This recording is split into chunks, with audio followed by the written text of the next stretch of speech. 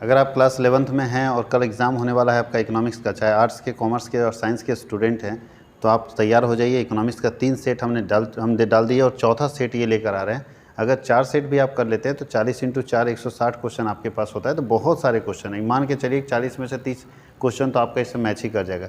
और कुछ क्वेश्चन आपने भी बनाना है, क्योंकि न्यूमेरिकल क्वेश्चन आपको रटने से समझ नहीं आएगा। और मैं एक बात और भी बता दूं, जो बच्चे नए हैं पहली बार देख रहे हैं इस चैनल को सब्सक्राइब कर दीजिएगा और लाइक कर दीजिएगा, और साथ ही साथ बेल बटन को ऑन कर दीजिएगा, ताकि लेटेस्ट वीडियो का नोटिफिकेशन आप तक पहुंचे। और अपने दोस्तों को शेयर कर दीजिएगा अगर अच्छा लगा तो। जो बच्चे commerce world Hazaribagh 12th class के लिए, चूँकि आप अभी 11th का एग्ज़ाम दे रहे हैं, क्लास 12th के लिए ऑनलाइन बैच स्टार्ट कर रहा है। और ऑनलाइन बैच का पर सब्जेक्ट फ़ी है 1000 रुपया, और आराम से आप ऑनलाइन बैच में पढ़ सकते हैं। झारखंड के किसी कोने में, बिहार के किसी कोने में, या उत्तर प्रदेश के किसी कोने में घर बैठे कॉमर्स वर्ल्ड हजारीबाग के एजुकेशन का फ़ायदा ले सकते हैं। क्या क्या मिलेगा ऑनलाइन कोर्सेस में? तो सारे क्लासेस के रिकॉर्डेड वीडियोस मिलेंगे, A to Z क्लास का रिकॉर्डेड वीडियो आपके पास रहेगा। सारे क्लास के और सारे सब्जेक्ट के स्टडी मटेरियल आपके पास मिलेगा, PDF नोट्स मिलेगा, MCQ क्वेश्चंस मिलेंगे विथ आंसर। देखिए हमारा पिछले, ध्यान दीजिए, ये हमने अपने बच्चों के लिए जो यहाँ हमारे पास पढ़ रहे हैं ऑनलाइन और ऑफलाइन में, उनके लिए आंसर करके दिया हुआ है। तो इस तरह से PDF नोट्स मिलेगा, और आपको इससे बेहतर PDF नोट्स मिलेगा हर चैप्टर का। जैसे चैप्टर खत्म होगा 150 MCQ आपके पास आंसर के साथ दिया रहेगा, आप उसको प्रैक्टिस कर सकते हैं। तो ये सारी सुविधाएं आपको मिलेगी, जिससे आपका कमांड बढ़ेगा ऑब्जेक्टिव के ऊपर। और सब्जेक्टिव के लिए कॉमर्स वर्ल्ड हजारीबाग जो है आपसे आपको क्वेश्चन आंसर देगा। शॉर्ट क्वेश्चन अलग से, उसका वेरी शॉर्ट अलग से, लॉन्ग क्वेश्चन आंसर करके PDF बना के देंगे। और साथ ही साथ हमेशा टेस्ट होगा। ऑनलाइन वाले बच्चों के लिए भी टेस्ट होगा, ऑफलाइन वाले बच्चों के लिए तो होता ही हर संडे। ऑनलाइन वाले बच्चों के लिए भी कोशिश रहेगी कि हर संडे टेस्ट हो, और हर संडे आपको टेस्ट देना है। और इससे आप अपना इवैल्यूएशन कर सकते हैं, मूल्यांकन कर सकते हैं कि आप कितना सीख रहे हैं। और कहीं कोई दिक्कत होता है तो मेरा नंबर आपके पास रहता है, मुझे डायरेक्ट फ़ोन कर सकते हैं। शाम में 7 बजे आपको फ़ोन रिसीव करेंगे और आपके एक एक प्रॉब्लम को हम सॉर्ट आउट करेंगे। तो अगर आप जुड़ना चाहते हैं और इंटरेस्टेड हैं, क्योंकि आप आसपास के ट्यूशन जहाँ भी आप पढ़ रहे हैं वहाँ खुश नहीं हैं, आपको पढ़ाई अच्छी नहीं मिल रही है, तो आप जुड़ सकते हैं हमारे संस्थान के साथ। हमारा संस्थान आपको किसी तरह की कोई कमी नहीं होने देगी। आपको जो भी डाउट होगा मुझे 7 बजे शाम में फ़ोन करके और अपने डाउट्स क्लियर कर सकते हैं। तो चलिए देखते हैं। ये हमारा, याद रखिएगा, भले ये सेट 2 है, लेकिन आप लोगों के लिए सेट 4 है, क्योंकि 3 सेट ऑलरेडी अपलोड कर चुके हैं।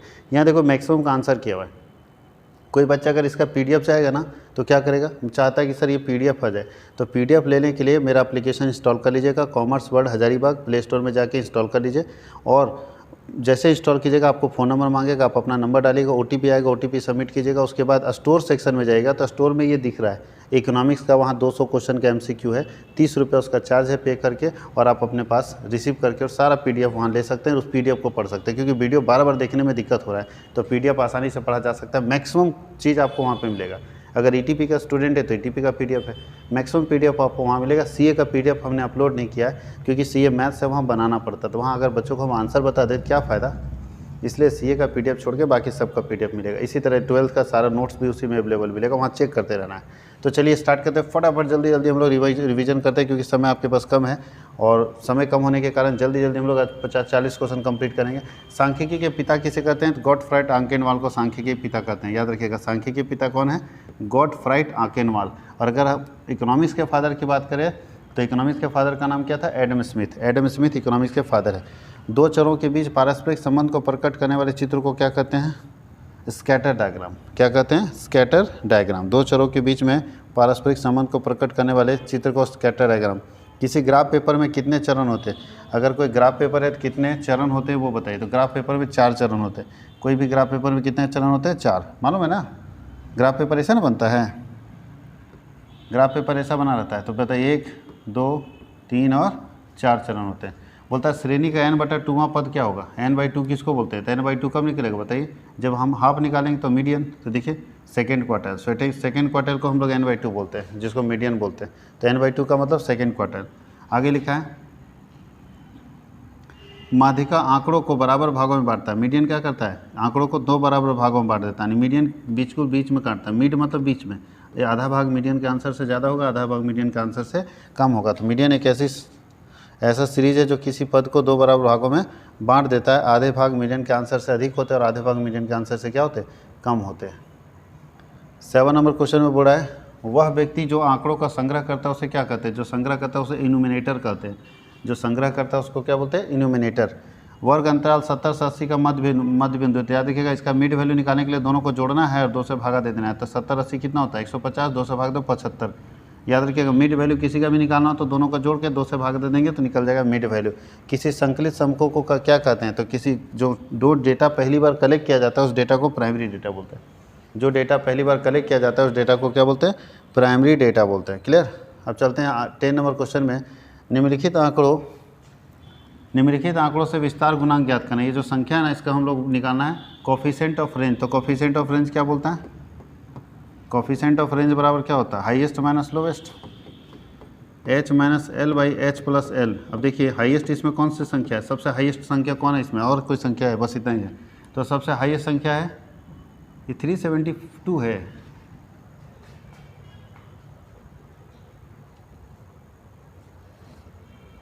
यहाँ तो लगता है टाइपिंग मिस्टेक हुआ है, 72 होना चाहिए हाईएस्ट।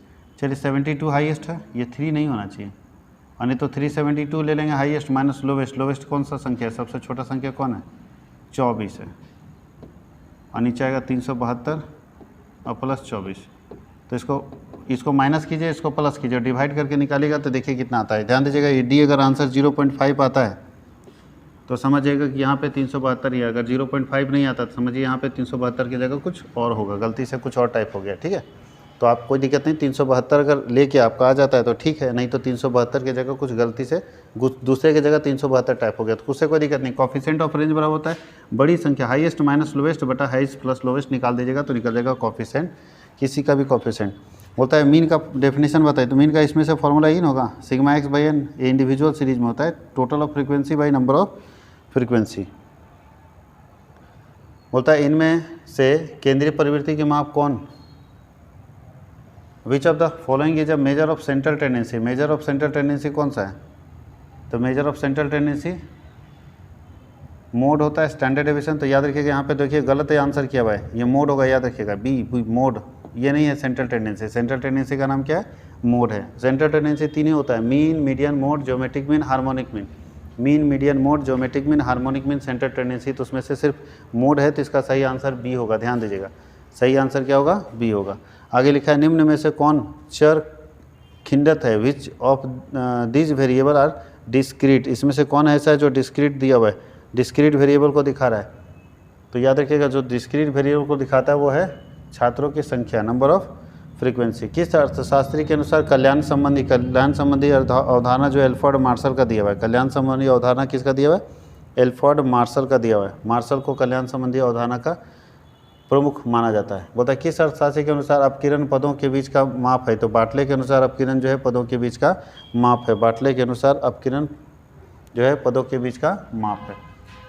अब बताइए 16 में इसका मीन निकालना दे दिया है, तो कैसे निकलेगा, यहाँ पे निकाल के दिखा देता है। अब इसका तो मीन निकालना पड़ेगा, तो कैसे निकालेंगे, यहाँ पे ध्यान दीजिएगा कैसे निकालते हैं।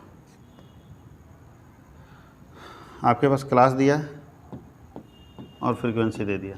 क्लास बताइए 0 से 10, 10 से 20, 20 से 30, बस 3 ही है। और फ्रीक्वेंसी क्या दिया है, 2, 3, 5। इसका सबसे पहले मिड वैल्यू निकालते हैं। मिड वैल्यू कैसे निकालते हैं बताइए, मिड वैल्यू एम भी। मिड वैल्यू निकालने के लिए दोनों को जोड़ेंगे, 2 से भाग देंगे, इतना आएगा इसका 5 आएगा, इसका 15 आएगा, इसका 25 आएगा।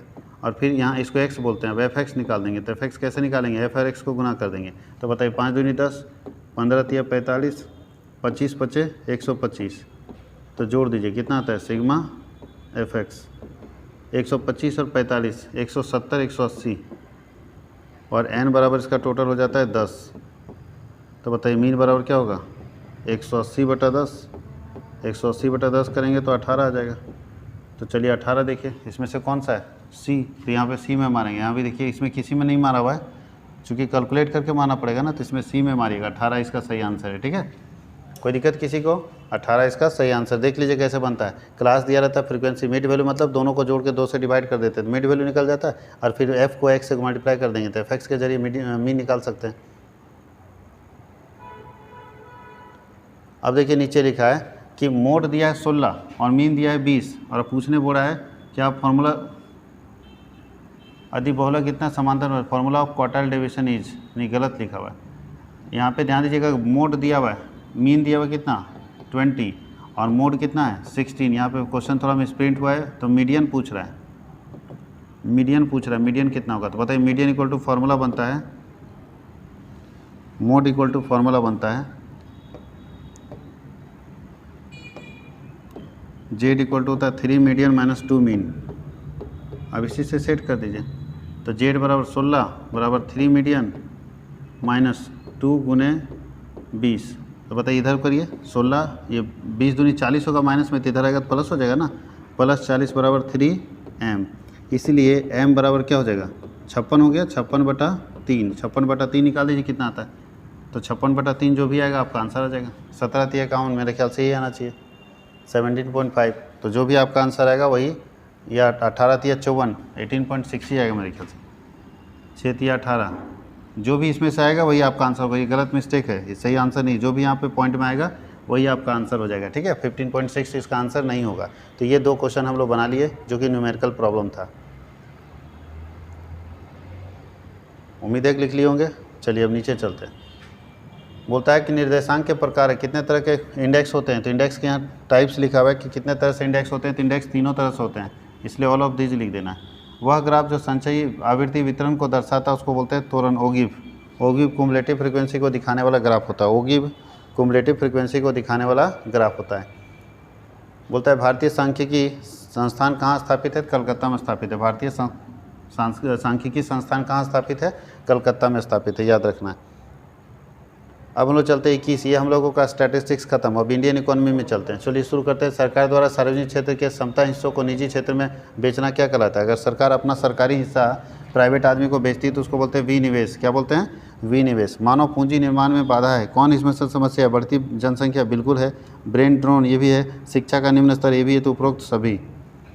आज बताइए, आज के समय में लोग अच्छे स्किल्ड क्यों नहीं निकल रहे हैं, अच्छे तेज़ तरार लोग क्यों नहीं पढ़ के निकल रहे, क्यों एक्सपर्ट नहीं हो रहे हैं, क्योंकि ये सब चीज़ है। जनसंख्या बढ़ रहा है, लोगों के पास पैसे नहीं, 4 बच्चे हैं तो कैसे पढ़ाएंगे। दूसरा, ब्रेन ड्रोन, दिमाग में तो ऐसे कचरा भर गया। शिक्षा का स्तर भी निम्न है, ये भी बहुत बड़ा कारण है आज के समय में बेरोजगारी का, जिसके कारण लोगों के पास शिक्षा की कमी होती चली जा रही। ऊर्जा का पारंपरिक स्रोत कौन सा है, पारंपरिक स्रोत ए और बी दोनों है। ऊर्जा के 2 तरह के स्रोत होते हैं, ठीक है, तो ए और बी दोनों होगा। निम्न में से कौन सा उद्योग लघु और कुटीर उद्योग के अंतर्गत आता है, इसमें से कौन इंडस्ट्री जो लघु और कुटीर दोनों के अंदर आता है। तो याद रखिएगा, लघु और कुटीर उद्योग दोनों के अंदर आने वाले उद्योग कौन है, तो इसको हस्तकरघा बोलते हैं। ये छोटा भी है और बड़ा भी। गरीबी रेखा का संबंध किससे है, तो निरपेक्ष एब्सोल्यूट पॉवर्टी से। एब्सोल्यूट पॉवर्टी ही गरीबी रेखा है, रिलेटिव पॉवर्टी गरीबी रेखा नहीं है। रिलेटिव पॉवर्टी तो जानबूझ के तैयार किया जाता है, तो एब्सोल्यूट पॉवर्टी 25 नंबर का होगा। 26 नंबर में देखते हैं, कृषि साख के गैर संस्थान स्रोत हैं। बोलता है non institutional source of agriculture credit, इसमें से क्या है, तो महाजन।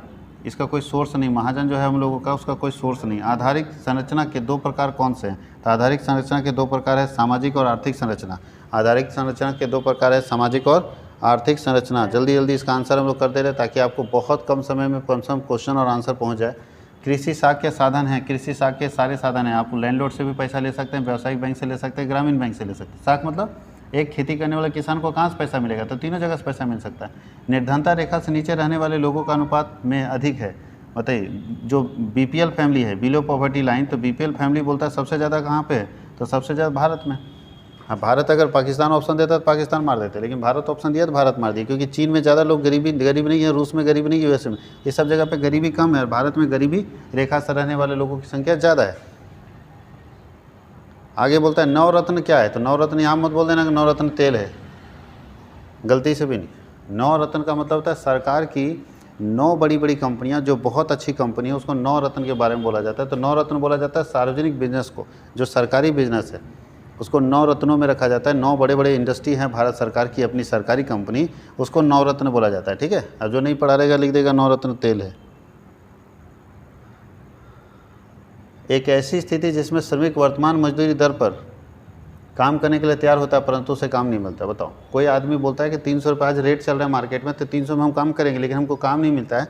इसको कौन सा स्थिति बोलते हैं, इसको बेरोजगारी बोलते हैं। काम करने के लिए तैयार आदमी और काम ही नहीं मिल रहा है, बेरोजगारी ना बोलेंगे।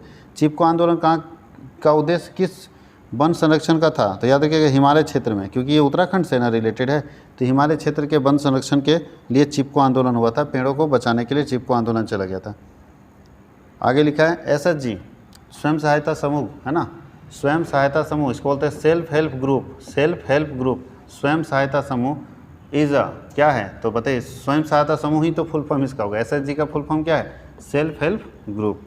निर्माण क्षेत्र अर्थव्यवस्था के क्षेत्र में सम्मिलित करता है, बताइए जो मैन्युफैक्चरिंग है वो कौन सा सेक्टर में आता है, सेकेंडरी सेक्टर में आता है, वो द्वितीय क्षेत्र में आता है। मैन्युफैक्चरिंग कौन सा सेक्टर में आता है, द्वितीय क्षेत्र में आता है।